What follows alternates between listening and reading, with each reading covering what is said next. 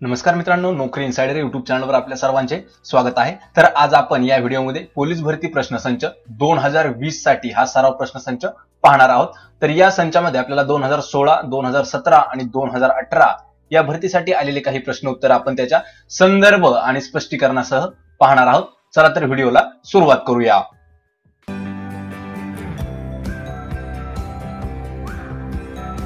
आपला पहिला प्रश्न आहे, लोणी तूप यांचा कोणत्या पदार्थामध्ये समावेश होतो? याचं योग्य उत्तर आहे पर्याय क्रमांक 3 स्निग्ध पदार्थामध्ये। तर स्निग्ध पदार्थांचा मेदमय पदार्थ असे म्हणतात। तर हे जे पदार्थ आहेत ते तेल, तूप, चरबी यापासून मिळवले जाते। तर स्निग्ध पदार्थ हे ऊर्जेचा राखीव साठा म्हणून कार्य करत असते। लक्षात ठेवायचं आहे, स्निग्ध पदार्थ हे जे आहेत हा ऊर्जेचा साठा म्हणून, राखीव साठा म्हणून कार्य करत असते। त्यामुळे पर्याय क्रमांक 3 आपले योग्य उत्तर आहे। त्यानंतरचा प्रश्न आहे प्रश्न क्रमांक 2, सरदार सरोवर हा जो प्रकल्प आहे खालीलपैकी कोणत्या नदीवरती आहे? या प्रश्नाचं योग्य उत्तर आहे पर्याय क्रमांक 3 नर्मदा नदीवर आहे। कोणता? सरदार प्रकल्प। तर सरदार या सरोवरालाच नर्मदा सागर असेही म्हटले जाते। लक्षात ठेवायचं आहे, सरदार सरोवर जे आहे म्हणजे त्यालाच अजून एक नाव आहे, त्याला काय दुसरं नाव काय आहे लक्षात? सरदार सरोवराला नर्मदा सागर असेही म्हटले जाते। तर हा जो प्रकल्प आहे महाराष्ट्र, गुजरात, मध्य प्रदेश, राजस्थान या राज्यांना लाभदायक असा प्रकल्प आहे। त्यामुळे पर्याय क्रमांक 3 आपलं योग्य उत्तर आहे। प्रश्न क्रमांक 3, पुण्याच्या डॅश या महाविद्यालयीन विद्यार्थ्याने हॉटसन या हंगामी गव्हर्नरवर गोळ्या झाडल्या होत्या। योग्य उत्तर आहे पर्याय क्रमांक 1 वासुदेव बळवंत गोगाटे याने। तर पुण्याच्या वासुदेव बळवंत गोगाटे या महाविद्यालयीन विद्यार्थ्याने हॉटसन या हंगामी गव्हर्नरवर गोळ्या झाडल्या होत्या। तर अनंत कान्हेरे, लक्षात ठेवायचं आहे, अनंत कान्हेरे यांनी जॅक्सन म्हणजे कलेक्टर होता तो, कलेक्टर जॅक्सनची हत्या केलेली होती। कोणी? अनंत कान्हेरे। कोणता? Collector Jackson. आणि पुण्याचा जो हंगामी गव्हर्नर होता त्याचं नाव होतं हॉटसन, त्याच्यावर वासुदेव बळवंत गोगाटे यांनी गोळ्या म्हणजेच गोळीबार केलेला होता। लक्षात ठेवायचं आहे, अनंत कान्हेरे कोण? अनंत कान्हेरेने कलेक्टर जॅक्सनचा हत्या म्हणजेच वध केला होता, त्याला मारलं होतं। त्यामुळे पर्याय क्रमांक 1 आपलं योग्य उत्तर आहे। प्रश्न क्रमांक 4, बहमनी राज्याची स्थापना खालीलपैकी कोणी केली आहे? योग्य उत्तर आहे पर्याय क्रमांक 4 हसन गंगू याने बहमनी राज्याची स्थापना केलेली आहे। हसन गंगू याने दिल्लीचा सुलतान मोहम्मद तुगलकचे वर्चस्व जुगारून 1347 मध्ये नवे राज्य एक स्थापन केले होते। या राज्यालाच बहमनी राज्य म्हणतात। तर हसन गंगू हा बहमनी राज्याचा पहिला सुलतान झाला होता। तर त्याने अल्लाउद्दीन बहमनशाह असा किताब धारण केलेला आहे। पर्याय क्रमांक 4 हसन गंगू या प्रश्नाचे योग्य उत्तर आहे। प्रश्न क्रमांक 5, दुधाचे दह्यामध्ये रूपांतर याद्वारे केले जाते। याचं योग्य उत्तर आहे पर्याय क्रमांक 3 जीवाणूद्वारे म्हणजेच बॅक्टेरियाद्वारे। लक्षात ठेवायचं आहे, जीवाणू म्हणजे बॅक्टेरिया आणि विषाणू म्हणजे व्हायरस, हे दोन घटक असतात। जीवनसत्व म्हणजे त्याला विटामिन असे म्हटले जाते। लक्षात ठेवायचं आहे, विटामिन म्हणजे जीवनसत्व, व्हायरस म्हणजे विषाणू आणि बॅक्टेरिया म्हणजे जीवाणू। तर या प्रश्नाचे योग्य उत्तर काय आहे? पर्याय क्रमांक 3 जीवाणू। तर दुधाचे दह्यामध्ये रूपांतर हे रासायनिक एक बदल आहे। तर रासायनिक बदलानंतर मिळणाऱ्या पदार्थाचा जो गुणधर्म आहे तो मूळ पदार्थापेक्षाही खूप वेगळा असतो आणि दह्यामध्ये लॅक्टिक आम्ल असते। लक्षात ठेवा, कशामध्ये? दह्यामध्ये कोणते आम्ल असते? लॅक्टिक आम्ल हे दह्यामध्ये असते। पर्याय क्रमांक 3 आपलं योग्य उत्तर आहे। भावार्थ दीपिका ग्रंथाचे लेखन करणारे संत कोण आहेत? या प्रश्नाचं योग्य उत्तर आहे पर्याय क्रमांक 1 संत ज्ञानेश्वर। तर संत ज्ञानेश्वर यांनी भावार्थ दीपिका हा ग्रंथ लिहिलेला आहे। लक्षात ठेवायचे, संत ज्ञानेश्वरांनी ज्ञानेश्वरी, अमृतानुभव व चांगदेव 65 हे ग्रंथ देखील त्यांनी लिहिलेले आहेत। तर संत तुकारामांनी गाथा लिहिलेल्या आहेत। लक्षात ठेवा, संत तुकारामांनी काय लिहिलेले आहेत? त्यांनी गाथा लिहिलेल्या आहेत। संत एकनाथांनी भारुडे, लक्षात ठेवायचं आहे मित्रांनो, भारुडे आणि गवळणी हे कोणी? संत एकनाथांनी। आणि संत नामदेवांनी देखील गाथाच लिहिलेली आहेत। आणि हा जो ग्रंथ आहे भावार्थ दीपिका हा जो आहे हा संत ज्ञानेश्वर यांनी लिहिलेला आहे। पर्याय क्रमांक 1 आपलं योग्य उत्तर आहे। प्रश्न क्रमांक 7, डॅश हे कार्बनचे सर्वात शुद्ध रूप आहे। योग्य उत्तर आहे पर्याय क्रमांक 3 हिरा। हिरा जो आहे हा कार्बनचा सर्वात शुद्ध रूप असतं। पर्याय क्रमांक 3 आपलं योग्य उत्तर आहे। तर पहा, हिरा हा विद्युत दुर्वाहक आहे. म्हणजे हिरा जो आहे विद्युत दुर्वाहक म्हणजे काय मित्रांनो, ज्यामधून म्हणजे ज्या गोष्टीमधून ज्या वस्तूमधून विद्युत प्रवाहित करता येत नाही त्याला विद्युत दुर्वाहक म्हणतात. आणि हिरा जो आहे तो विद्युत दुर्वाहक आहे.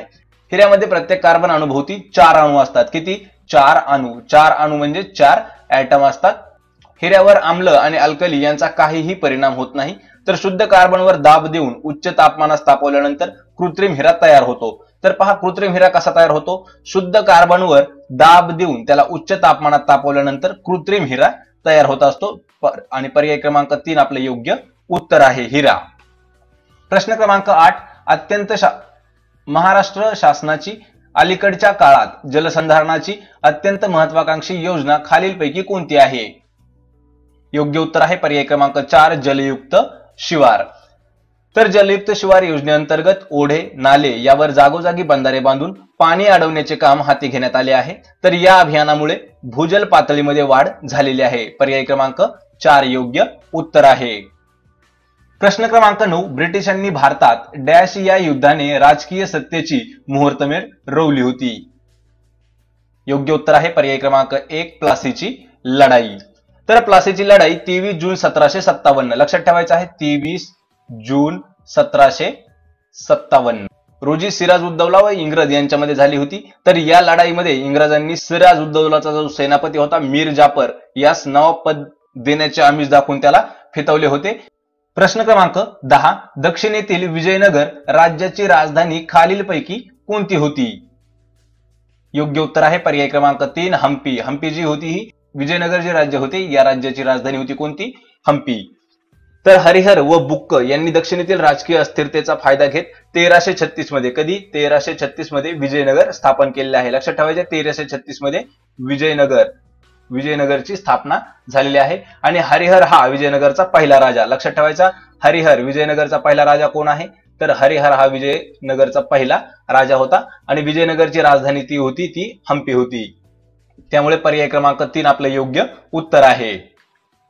प्रश्न क्रमांक 11, उपजिल्हाधिकारी यांची निवड खालीलपैकी कोण करते? तर लक्षात ठेवायचं उपजिल्हाधिकारी म्हणजेच डेप्युटी कलेक्टर. योग्य उत्तर आहे पर्याय क्रमांक 2, महाराष्ट्र लोकसेवा आयोग म्हणजेच MPSC ही जे आहे हे उपजिल्हाधिकाऱ्याची निवड करत असते. तर महाराष्ट्र लोकसेवा आयोगामार्फत निवड होणारी इतर महत्वाची पदे आहेत. तर पहा, MPSC द्वारे जे पद आहेत ते भरले जाणारी पद कोणकोणती आहेत? त्यामध्ये आहे पहिला पोलीस उप अधीक्षक, यानंतर आहे राज्य उत्पादन शुल्क अधीक्षक, उपप्रादेशिक परिवहन अधिकारी, यानंतर आहे तहसीलदार, यानंतर आहे गट विकास अधिकारी आणि यानंतर आहे ते जे आहेत ते आता UPSC म्हणजेच केंद्रीय लोकसेवा आयोगामार्फत भरली जाणारे पद आपण पाहणार आहोत. तर यामध्ये पहिलं पद आहे ते आहे जिल्हाधिकारी, त्यालाच आपण कलेक्टर म्हणतो. नंतर आहे पोलीस अधीक्षक, महसूल अधिकारी, भारतीय वन सेवा, भारतीय परराष्ट्रीय सेवा अशी जी पद आहेत हे UPSC, लक्षात ठेवायचं UPSC द्वारे भरली जातात. आणि MPSC द्वारे भरलेली पद मी तुम्हाला आत्ताच सांगितले आहेत. म्हणून उपजिल्हाधिकारी हे जे पद आहे हे महाराष्ट्र लोकसेवा आयोगामार्फत भरलं जातं, म्हणजे त्याला MPSC असे म्हणतात. पर्याय क्रमांक 2 आपलं योग्य उत्तर आहे. प्रश्न क्रमांक 12, श्री संत निवृत्तीनाथांची समाधी खालीलपैकी कोणत्या ठिकाणी आहे? याचं योग्य उत्तर आहे पर्याय क्रमांक 4, त्र्यंबकेश्वर या ठिकाणी श्री संत निवृत्तीनाथांची समाधी आहे. तर संत निवृत्तीनाथ हे वारकरी संप्रदायातील एक संत होते. तर ते जे संत होते ते ज्ञानेश्वरांचे मोठे भाऊ आणि त्यांचे गुरु देखील होते. तर निवृत्तीनाथ हे वयाच्या 10व्या वर्षी गहिनीनाथांमुळे ज्ञाननाथ संप्रदायात आलेले होते. त्यामुळे पर्याय क्रमांक 4 त्र्यंबकेश्वर योग्य उत्तर आहे. तर त्र्यंबकेश्वर या ठिकाणी त्यांची समाधी आहे. प्रश्न क्रमांक 13, हरवलेल्या बालकांचा शोध घेण्यासाठी महाराष्ट्र पोलिसांद्वारे खालीलपैकी कोणती मोहीम राबवण्यात येत आहे? पर्याय क्रमांक 1, ऑपरेशन मुस्कान या प्रश्नाचं म्हणजेच आपलं योग्य उत्तर असणार आहे. तर ऑपरेशन मुस्कान ही हरवलेल्या बालकांचा शोध घेण्यासाठी महाराष्ट्र पोलीस ही योजना म्हणजेच ही मोहीम राबवत आहे. पर्याय क्रमांक 1 योग्य उत्तर आहे. प्रश्न क्रमांक 14, राज्यातील सर्व पोलीस ठाणे ऑनलाईन करून संगणकीकृत करण्याच्या सध्या कार्यरत असलेल्या प्रणालीचे म्हणजे सिस्टीमचे नाव काय आहे? योग्य उत्तर आहे पर्याय क्रमांक 3, CCTNS हे नाव आहे. तर CCTNS ही प्रणाली कार्यरत करणारे महाराष्ट्र हे पहिले राज्य ठरले आहे. तर भारतातील पहिले कार्बन मुक्त जे राज्य आहे ते हिमाचल प्रदेश आहे. भारतातील पहिले महिला न्यायालय सुरू करणारे राज्य पश्चिम बंगाल आहे. आणि आरोग्य अदालत सुरू करणारे पहिले जे राज्य आहे ते आहे कर्नाटक. आणि CCTNS ही जी पद्धत आहे म्हणजे ही जी सिस्टीम आहे हे वापरणारे आहे पहिले राज्य आहे ते आहे महाराष्ट्र. त्यामुळे पर्याय क्रमांक 3 आपलं योग्य उत्तर आहे. प्रश्न क्रमांक 15, श्वसनाचे रोग डॅश यामुळे होतात. योग्य उत्तर आहे पर्याय क्रमांक 3, वायू प्रदूषणामुळे श्वसनाचे विकार आपल्याला होत असतात. तर ध्वनी प्रदूषणामुळे, लक्षात ठेवा, ध्वनी प्रदूषणामुळे आपल्याला कानाचे आजार होत असतात. जल प्रदूषणामुळे आपल्याला कोणकोणते होतात यामध्ये पहिला आहे कॉलरा, नंतर आहे टायफॉइड, नंतर आहे अतिसार, पोलिओ यासारखे रोग हे कशामुळे, जल प्रदूषणामुळे होत असतात. आणि वायू प्रदूषणामुळे आपल्याला श्वसनाचे म्हणजे श्वास घेण्याचे आजार होऊ शकतात. त्यामुळे पर्याय क्रमांक 3 आपले योग्य उत्तर आहे. मित्रांनो, हा व्हिडिओ तुम्हाला कसा वाटला हे मला व्हिडिओच्या खाली कमेंट करून नक्की सांगा. आणि जर व्हिडिओ आवडला असेल तर व्हिडिओला एक लाईक नक्की करा, तुमच्या मित्रांमध्ये हा व्हिडिओ शेअर करा आणि आपल्या नोकरी इनसाइडर या चॅनलला लगेच सबस्क्राईब करा. मी तुमच्यासाठी असेच नवनवीन प्रश्न घेऊन येत राहील. भेटूया आपण एका नंतरच्या व्हिडिओमध्ये. तोपर्यंत जय हिंद, जय महाराष्ट्र.